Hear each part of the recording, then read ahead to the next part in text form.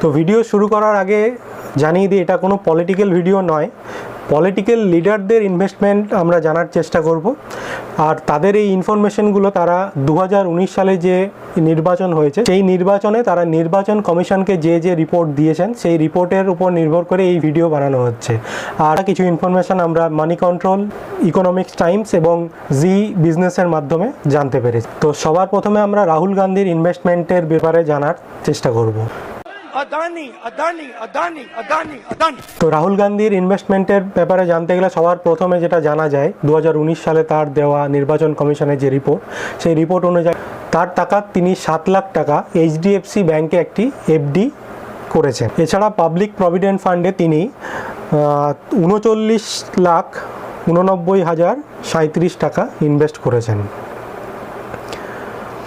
এরপর আসা যাক তার ইকুইটি এবং ইকুইটি মিউচুয়াল ফান্ডসে নিবেশের কথা।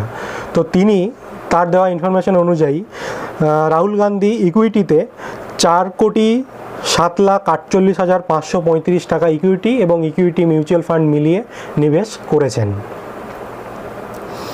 এছাড়া তিনি কিছু ডেট মিউচুয়াল ফান্ডেও নিবেশ করেছেন। ডেট মিউচুয়াল ফান্ডের পরিমাণ হচ্ছে 1,11,96,147 টাকা তিনি ডেট মিউচুয়াল ফান্ডসে নিবেশ করেছেন। এছাড়া তার কাছে গোল্ডের পরিমাণ 2,91,000 টাকা। এরপর তিনি একটা বড় ইনভেস্টমেন্ট করেছেন রিয়েল এস্টেটে। রিয়েল এস্টেটে তার টোটাল যে ইনভেস্টমেন্টের পরিমাণ সেটা হচ্ছে 10,08,18,284 টাকা। তো রাহুল গান্ধীর ইনভেস্ট করা ইকুইটি অর্থাৎ ডাইরেক্ট শেয়ারে তিনি যে ইনভেস্ট করেছেন সেটা তিনি কোনো লিস্টেড শেয়ারে তিনি করেননি। তিনি ইনভেস্ট করেছেন ইয়ং ইন্ডিয়া নামে একটি আনলিস্টেড অর্থাৎ যেটি শেয়ার মার্কেটে লিস্টেড নয় এরকম একটি কোম্পানিতে তিনি নিবেশ করেছেন। এর মাঝে বলে রাখি, এই কোম্পানিতে তার মায়েরও ইকুইটি শেয়ার রয়েছে।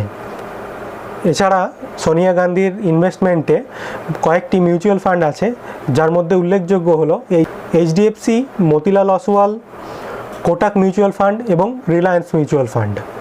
অর্থাৎ বোঝাই যাচ্ছে রাহুল গান্ধী কিন্তু ইকুইটি মিউচুয়াল ফান্ডে একটা বড় রকমের পার্সেন্টেজ তার নিবেশ করেছেন।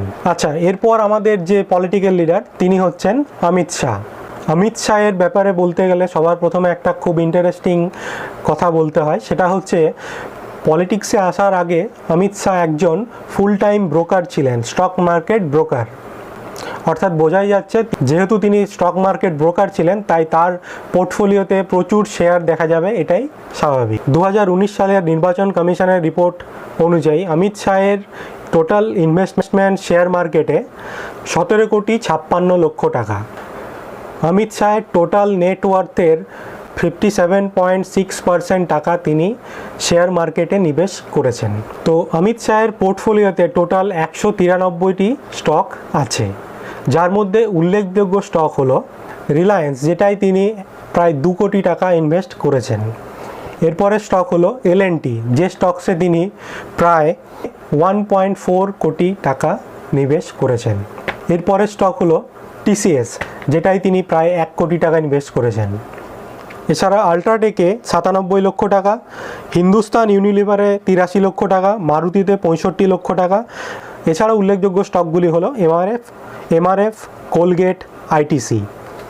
তো অমিত শাহের নিবেশ করা বিভিন্ন স্টকগুলির মধ্যে 2019 সালে যে স্টকগুলি ভালো নিবেশ করে ভালো রিটার্ন দিয়েছে সেগুলি হলো IP, Hindustan Unilever, PNG, Bombay বুমরা Trading, Torrent Power, Colgate Palmolive, Trent, Nestle, GSK Consumer, Orient refractories.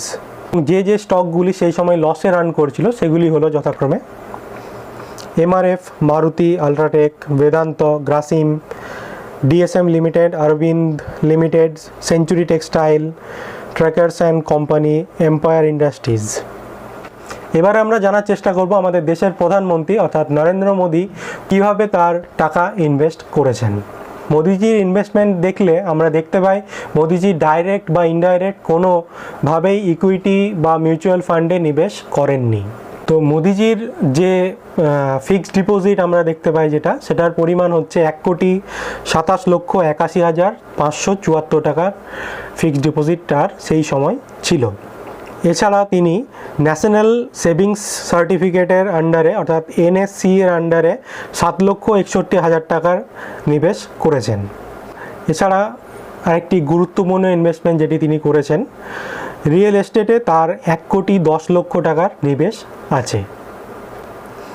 এবং ইন্স্যুরেন্সে আমরা দেখতে পাচ্ছি 1,90,000 টাকার একটি ইন্স্যুরেন্স নরেন্দ্র মোদী করেছেন।